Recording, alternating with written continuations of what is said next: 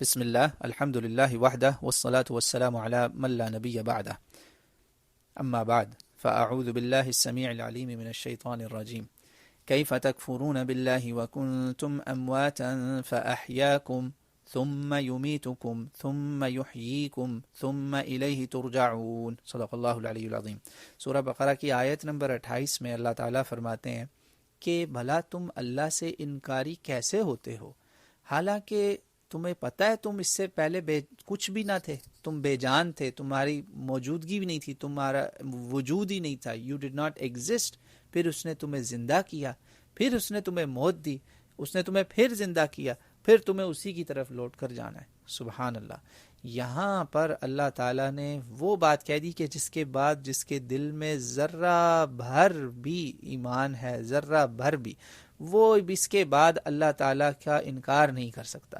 یعنی اللہ تعالیٰ نے وہ دلیل دے دی، وہ مثال دے دی کہ جس سے کوئی عقل مند انکار ہی نہیں کر سکتا۔ جس کو جو اللہ کو بالکل بھی نہیں مانتا وہ بھی مانے گا کہ میں نان ایگزسٹنٹ تھا، یعنی اس دنیا میں آنے سے پہلے میری ایگزسٹنس نہیں تھی، میں تو تھا ہی نہیں، ٹھیک ہے نا۔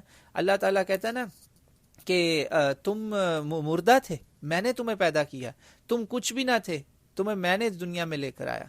تو اللہ تعالیٰ کہتا ہے جب میں ہی تمہیں لانے والا ہوں تو تم میرا ہی انکار کیسے کر سکتے ہو؟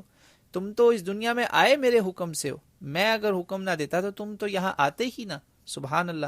کیف تکفرون باللہ وکنتم امواتا، یعنی سب سے پہلی بات کہ اللہ تعالیٰ کہہ رہا ہے کہ you did not even exist, تم تو تھے ہی نہیں، تمہارا وجود ہی نہیں تھا، یعنی عدم وجود سے انسان وجود میں آیا، کوئی اس کی ایگزسٹنس نہیں تھی۔ اللہ تعالیٰ کہتا ہے نا هو الذی خلقکم من تراب ثم من نطفہ، یعنی پہلا تمہارا جو باپ پیدا ہوا اس دنیا میں وہ مٹی سے آیا، ٹھیک ہے، پانی اور مٹی سے آیا۔ بعض جگہ مٹی اور پانی دونوں کا ذکر، بعض جگہ خالی مٹی کا، ایک ہی بات ہو گئی۔ پھر کہا اس کے بعد آگے جو تمہاری نسلیں چلیں وہ ایک پانی کا قطرہ جو ہوتا ہے نا، اور ایک ایسا پانی کا قطرہ جو ایک مہین قطرہ ہے، بالکل ذلیل بدبودار چیز سے تم پیدا ہوئے، یہ ہو تم تو کچھ تھے ہی نہیں، تمہیں میں نے بنایا، اس کے بعد تمہیں زندگی دی، میں نے تمہیں زندگی دی۔ اللہ تعالیٰ پھر وہ پوری سٹیجز قرآن میں جگہ جگہ بتاتا ہے کہ کس طرح زندگی دی۔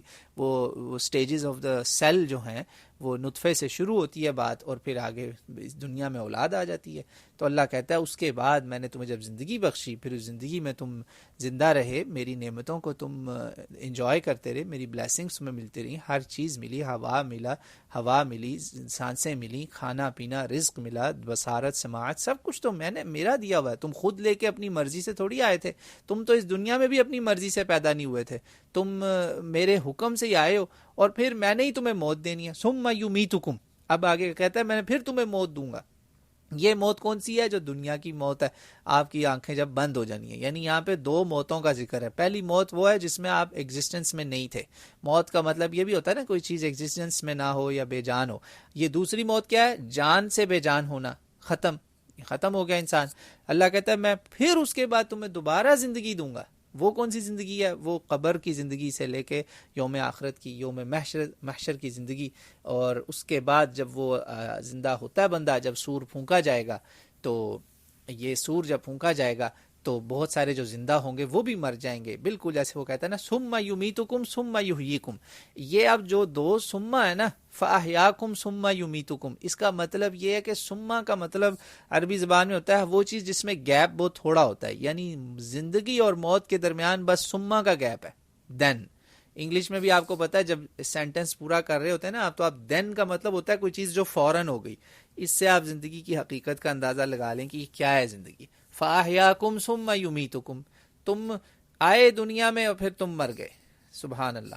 اور پھر کیا ہونا ہے؟ وہ اس کے بعد بھی اگلی زندگی بھی، یہ بندہ اٹھے گا پوچھے گا کہ کتنی، اس سے پوچھا جائے گا کتنی دیر رہے، تو وہ کہے گا بس 1-2 دن ہی، کوئی کہے گا میں تو سویا ہوا تھا، تو اللہ وہی کہہ رہا ہے ثم یحییکم، یعنی کہ وہ بھی فوراً ہی آ جانی، یعنی اتنا سا ٹائم ہے اس کے بیچ میں، اور فوراً ہی اس کے بعد پھر کیا ہونا ہے؟ ثم الیہ ترجعون۔ یہ ثم 3 ثم جو ہے نا، اس کا مطلب کیا ہے کہ یہ حقیقت ہے اصل میں ہماری کہ بندہ کچھ بھی نہیں ہے، زندگی ہے، پھر ثم موت ہے، پھر موت کے بعد ثم حیات ہے، پھر اس کے بعد بندے کی اللہ کی طرف سفر ہی سفر ہے، یعنی کہ وہ سفر آخرت شروع ہو جائے گا، وہ ہے جنت یا دوزخ۔ تو اللہ تعالیٰ مجھے اور آپ کو جو ثم الیہ ترجعون آخری لفظ ہے نا اس آیت میں، کہ موت کے بعد جب میں تمہیں زندہ کروں گا، یعنی کہ قبر کی زندگی، وہ حشر کی زندگی، جب سور پھونکا جائے گا اللہ کے آگے پھر اسمبلی ہونی ہے، ثم الیہ ترجعون، سب کو اس کے سامنے کھڑے ہو جانا ہے۔ اور نبی پاک صلی اللہ علیہ وسلم نے فرمایا کہ بنی آدم جو ہے وہ اپنا قدم نہیں ہلا سکتا ایک جگہ سے، 1 انچ نہیں ہلے گا جب تک وہ 4 سوالوں کا جواب نہ دے دے۔ جامع ترمذی کی حدیث ہے، وہ 4 سوالوں کا جواب جو ہے نا، اللہ تعالیٰ مجھے آپ کو توفیق دے کہ ہم صحیح جواب دیں۔ اس میں یہی ہے کہ میں آپ کو زبانی حدیث بتا رہا ہوں، حدیث صحیح ہے کہ وہ بندہ سے پوچھا جائے گا کہ تم نے اپنی زندگی کیسے بسر کی، تم نے زندگی میں اللہ کی اطاعت کی یا نافرمانی کی، رزق کو کمایا تو کیسے کمایا، حلال کمایا حرام کمایا، پھر اس کو کیسے خرچ کیا۔ کم و بیش یہ میں آپ کو مفہوماً بات بتا دی ہے، یہ سوال دینے پڑیں گے، ان کے جواب تو ہم آگے چلیں گے۔ پھر رجوع جو اللہ کی طرف ہوگا وہ اچھا رجوع ہوگا، اگر جواب برے ہوئے تو وہ رجوع پھر خسارے والا برا نکل آئے گا۔ اللہ تعالیٰ مجھے آپ کو توفیق دے کہ ہم جو ہے ایمان والے جس راستے پر ہے نا اس کے اوپر چلیں، کیونکہ اللہ کے نبی نے ہمیں ایک بشارت بھی دی ہے۔ الحمدللہ بندہ پریشان ہوتا ہے یہ نئی باتیں سن کے، تو جامع ترمذی سے ہی میں آپ کو ایک اور حدیث کی بشارت دے دیتا ہوں اللہ کے نبی کی، 2167 نمبر ہے اس کا، اور انشاءاللہ یہ حدیث بڑی پیاری حدیث ہے۔ اس میں اللہ کے نبی نے یہی فرمایا کہ میری امت جو ہے نا ساری کبھی بھی فسق و فجور پہ اکٹھی نہیں ہوگی، ساری کی ساری امت گمراہی پہ نہیں جانی۔